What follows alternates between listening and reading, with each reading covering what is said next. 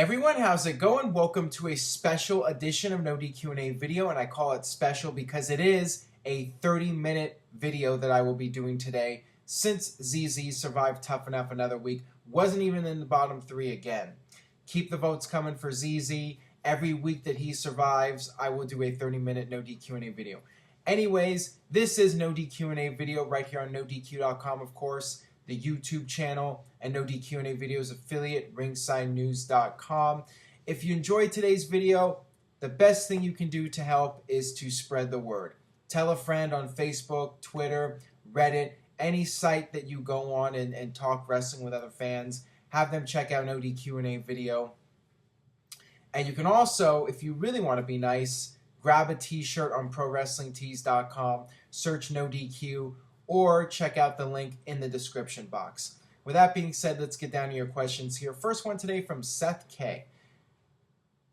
Do you see Samoa Joe turning heel and feuding with Finn Balor for the NXT title?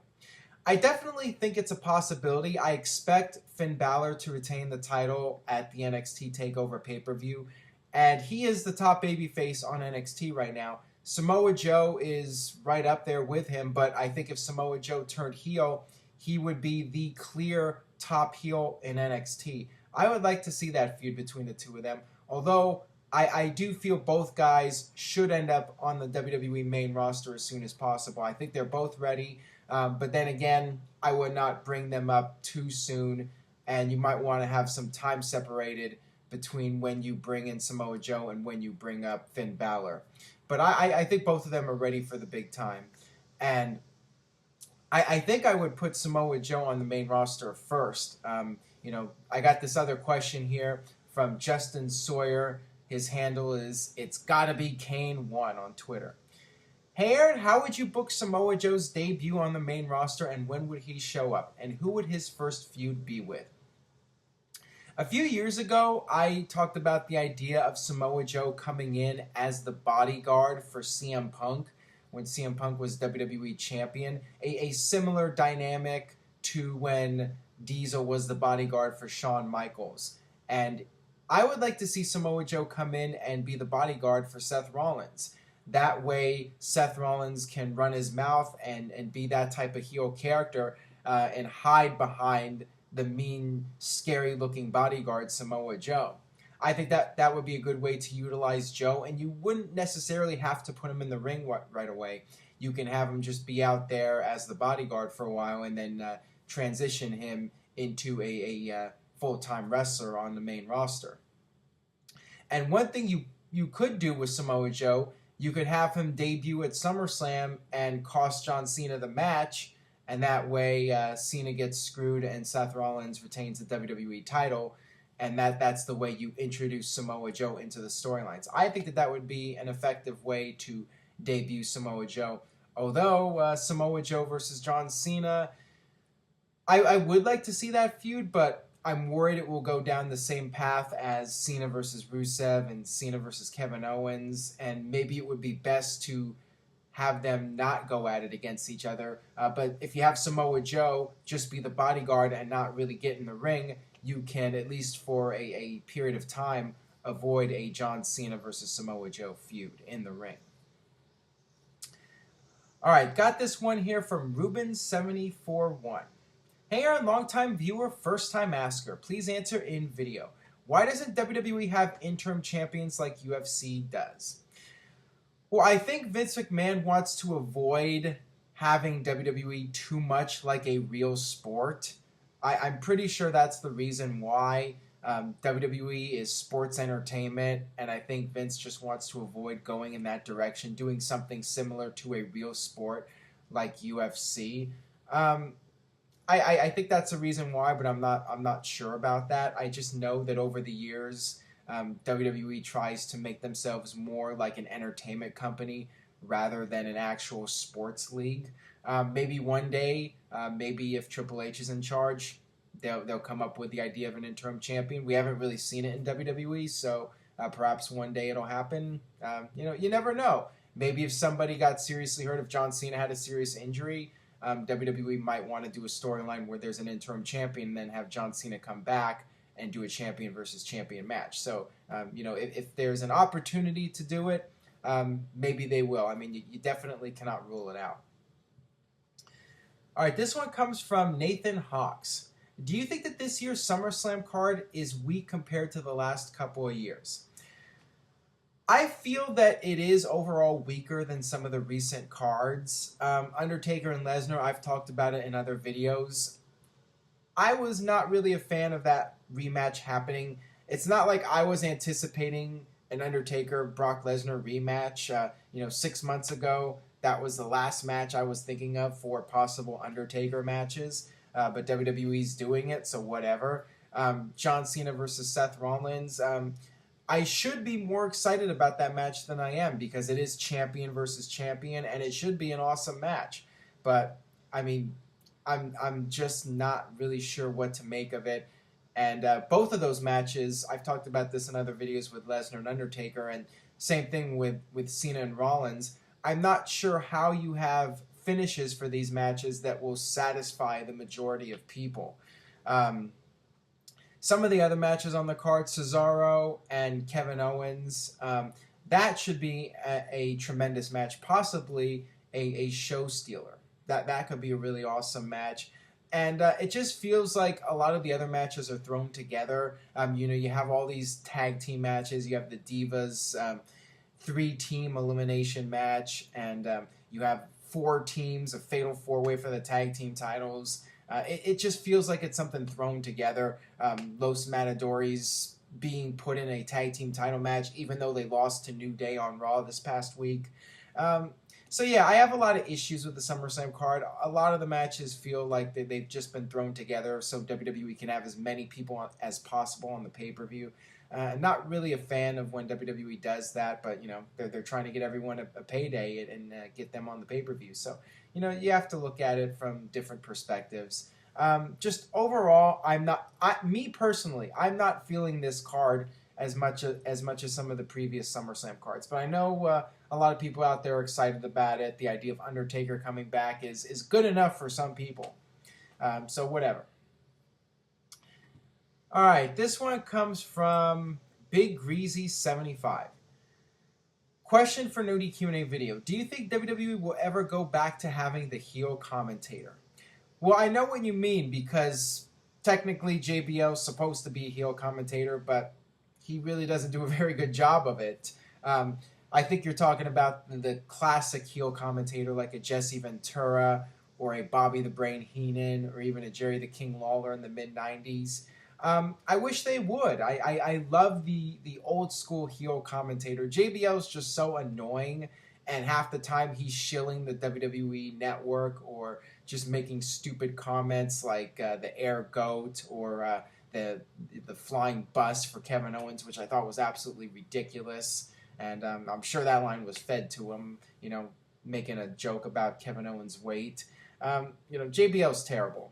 He really has gotten so bad. And the sad thing is, back in 2006, I actually thought he was doing a good job as commentator. But ever since he came back after Jerry Lawler's heart attack, he's been bad more times than good. So yeah, I would love to see a good old school heel color commentator come back. But unfortunately, doesn't seem like there's any on the horizon. All right, this one comes from Big Ryan. Hey Aaron, my daughter's a huge Divas fan and wants to know, will there ever be an all Divas pay-per-view or network special? Well, pay-per-view, network special, they're really one and the same. I think there's a decent chance it will happen someday, especially if WWE continues to focus on the Divas division and continues to take this so-called revolution seriously. If they do, if Triple H has more influence, I don't see why not. You know, WWE's looking into the idea of doing more network specials. The Beast from the East was a huge success. And they can experiment. Why not? Give it a shot and see if people tune in for it. You know, there's no real harm in doing a 2-hour Divas network special. I think part of the problem is there's just not enough Divas. I think that they would have to bring in some outside women from other companies. Maybe they could bring in some women from Japan. They're bringing in Jushin Liger for the NXT Takeover. Maybe they could bring in some women from Mexico.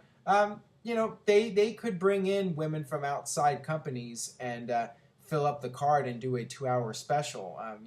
I think the concern is by doing that, the Divas would outshine some of the male wrestlers. I mean, I'm sure that's a fear in WWE, and that might be a reason why they don't do it. But I'm all for experimenting and trying different things and seeing what works. I say, why not? It's not like it's a huge risk. Beast from the East wasn't a huge risk. You just you spent the money to broadcast it and have the extra production values, but you don't really need to do too much. You can keep it fairly simple, and if people tune in, it's a success. I would give it a shot, and I definitely feel it's a possibility. And the best way for it to happen, I think, is to be active online and try and spread the word. Tweet Triple H, have other people tweet Triple H. Say you want to see an All Divas pay-per-view. I think that if it's clear there's a demand for it, WWE will at least take it under consideration. All right, this one comes from Luden, the anime fans on Twitter. What could have happened, or what would have been the possible opponents for Undertaker at WrestleMania 10 and WrestleMania 2000 if he wasn't injured? Well, WrestleMania 10, he took time off, and the plan was always for him to come back and face Yokozuna in a rematch. So if he had decided he wanted to come back right away, they could have rushed a Yokozuna match, although Yokozuna was still champion and they wanted to have him drop the title to Bret Hart. So it's really hard to say who Undertaker's opponent would have been. Maybe they would have put him in there with Adam Bomb or something. If Undertaker decided the week before WrestleMania 10 he wanted to come back, they probably would have put him in there with an Adam Bomb or one of those mid-card heel characters they had during the time. As far as WrestleMania 2000, maybe he would have been put into that Fatal 4-Way match instead of Big Show. Or Big Show for that matter, because before Undertaker left, he was involved with Big Show as a tag team, and they were going back and forth, and Big Show was getting pissed off at Undertaker, and I think eventually those two would have had a feud against each other. Big Show would have had enough of Undertaker, having him do all of his dirty work, and that would have led to a split. So maybe that would have happened. But then again, if Undertaker had not gotten hurt, we would have never gotten the classic Big Show versus Big Boss Man feud. It's really hard to say what would have happened with Undertaker at those pay-per-views if he was around. All right, this one comes from Radrick Davis 19. Hey Aaron, do you think Undertaker's WrestleMania 19 match was good? The match against Big Show and Nathan Jones? No. And that's all the more reason why it was probably a good thing Undertaker got hurt before WrestleMania 2000, so we didn't have to see an Undertaker-Big Show match. Because that match at WrestleMania 19 was not good. That was definitely one of the bottom-tier Undertaker WrestleMania matches. Not as bad as Undertaker versus Giant Gonzalez, but probably in the top 5 worst Undertaker matches for sure. All right, this one comes from Jeffman PP. And real quick, another thing that was disappointing about that Undertaker WrestleMania 19 match is by that point the streak was already well established, and it was just a huge disappointment. The match wasn't good, and also the fact that it just felt like an Undertaker WrestleMania match was wasted. They were starting to count the streak. They should have done a bigger match with him at WrestleMania. So yeah, that match was disappointing for various reasons. Anyways, on to the next question here from Jeffman PP. Hey Aaron, why do you think Alex Wright never came to the WWE? He was very talented, and I think he could have gone far. Well, he was talented, but there were a lot of talented guys in WCW that were not utilized, and I just think WWE had a full roster. They brought in Jericho, and then they brought in the Radicals, and once WCW was sold to WWE, WWE brought in Booker T, they brought in DDP, They brought in a lot of the younger guys. I think, with Alex Wright, he was still relatively young, but he had already been in WCW for 7, 8 years at that point. And I think WWE wanted to bring in more of the younger talents in WCW. The Sean O'Hares and the Mark Jindraks. Those were the type of guys that WWE wanted to bring in, the big, muscular, young guys. So I think Alex Wright was just unlucky that he didn't get that opportunity. Maybe if things had fallen through with WCW in the mid-90s, maybe WWE would have picked him up and he would have had a successful career in WWE, but just wasn't meant to be. All right, this one comes from ITZ. If Neville ever does win the WWE Heavyweight Championship, will he be booked like Rey Mysterio when he first won the title? Probably, and that's a good reason why Neville shouldn't be the WWE Champion, because if he did win the title, I don't think WWE would ever take him seriously as champion. And I don't see Neville becoming WWE Champion. With Rey Mysterio, I think a lot of it had to do with the fact that Eddie Guerrero had passed away and WWE wanted a feel-good story for WrestleMania. I don't see any good reason why WWE would make Neville the WWE Champion. They're never going to make him the face of the company, and unless there's some huge fluke, and there's just so many guys in WWE right now that I think WWE would go with instead of Neville. If WWE was really desperate for a new WWE Champion, a new babyface champion, if Cena got seriously hurt, I think they would go with Ambrose before Neville. I think they would go with Roman Reigns before Neville. I think they would go with Dolph Ziggler before Neville. There's just so many guys above him, and I don't ever see him leapfrogging ahead of any of the guys that I just mentioned. So I think the odds of it happening are slim to none, and if it did happen, it would probably go the same route as Rey Mysterio.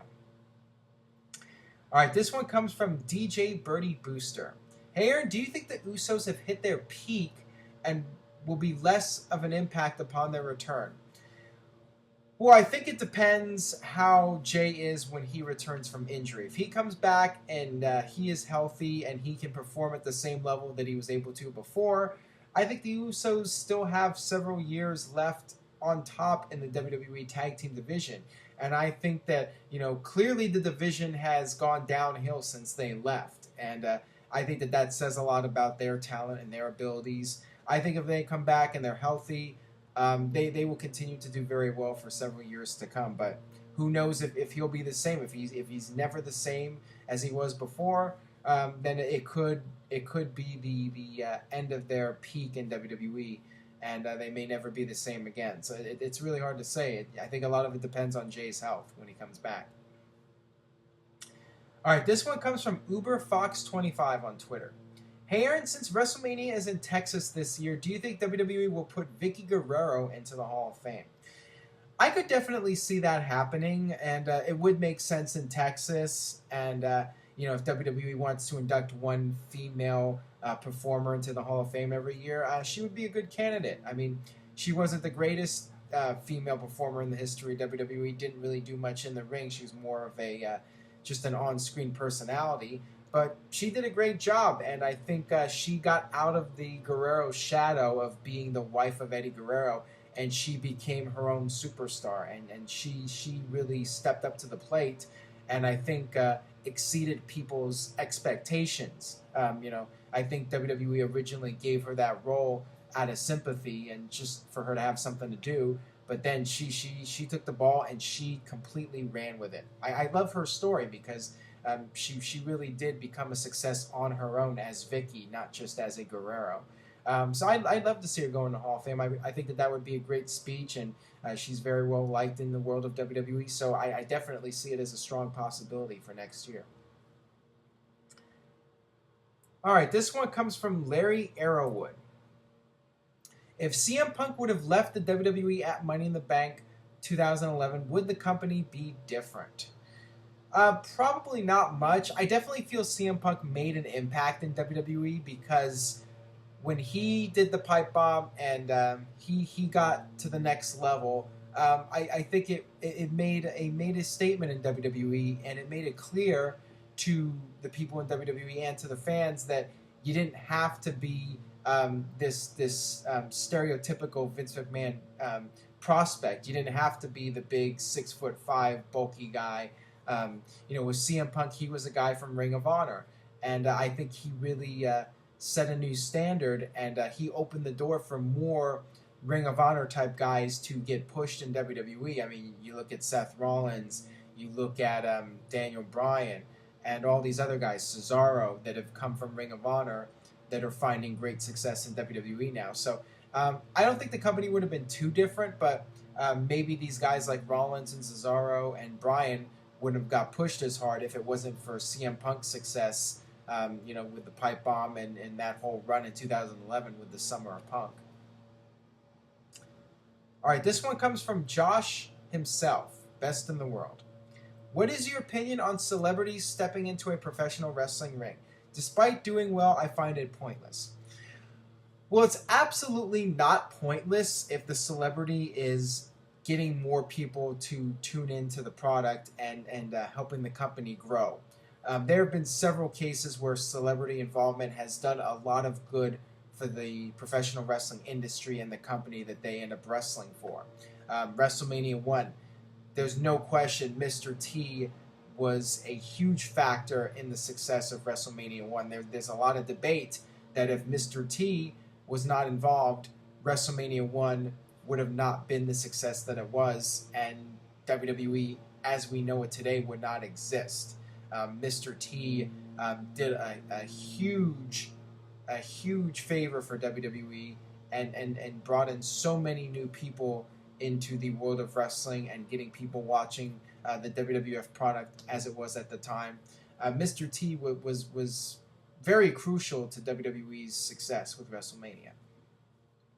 And years later, with Mike Tyson coming in, Steve Austin was on his way to being a major superstar, but it was Mike Tyson, his involvement, that really elevated WWE and got all these new people watching WWE for the first time and being introduced to this badass Steve Austin character, and making Steve Austin even more well known on a worldwide level. I mean, Tyson did that. His name did that. He made a huge impact. Now, there are some celebrities that really did nothing. Lawrence Taylor really made no impact. And there have been several other guys over the years that came in and didn't really make a difference. But when done right, celebrity involvement can be very beneficial to the wrestling industry. All right, this one comes from NHawks94. What is your favorite feud with Triple H involving a former WCW star? Please answer in video. Well, I'd have to say Stone Cold Steve Austin or Mick Foley. There have been a lot of former WCW stars that ended up not going anywhere in a feud with Triple H. The Booker T's and Scott Steiners, but Stone Cold and Mick Foley, those two had great feuds with Triple H over the years. Triple H and Mick Foley, all those classic matches and MSG on Raw and at the Royal Rumble and No Way Out, the Hell in a Cell. And then with Steve Austin and Triple H, their whole feud, the 3 stages of hell at the No Way Out, those two would be at the top of the list, definitely. All right, this next one comes from Soud, S-O-U-D. Do you think one day we will see CM Punk wrestle again in Ring of Honor or GFW? Probably not. I'm thinking CM Punk is going to be involved with UFC for at least the next couple of years, depending on how many fights he does. And once his UFC run is over, who knows if there will be a GFW? Who knows if there will be a Ring of Honor? I think if CM Punk ever does get involved in wrestling again, it would be with WWE. There's no need for him to wrestle for an independent promotion unless he wanted to do a favor to a friend. I think mentally he's done, and if he ever did want to come back, he'd want to come back on the big stage, and that's WWE.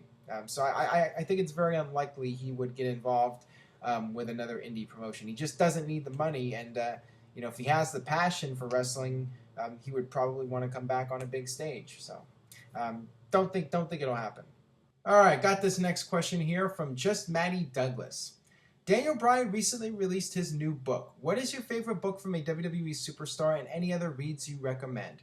Well, I would have to go with Have a Nice Day, Mick Foley's first book from 1999. that was the book that really got the ball rolling and influenced other wrestlers to have their own books written and their own life stories told. And I like the fact that it was Mick Foley's words, it wasn't ghost written, and it was highly entertaining. All of his books are highly entertaining. I would check out Foley is Good, the Hardcore Diaries, and all of the works by Mick Foley. He's really a tremendous writer. And there are some other very enjoyable books as well. This one right here, Chris Jericho, A Lion's Tale. I really enjoyed this one. And then I got this one here. Wait a minute. What the hell? How'd this get here? I actually got that at a Dollar Tree for 99 cents, of course. Got this book here. Don't have the paper cover, but it's Bret Hart's book.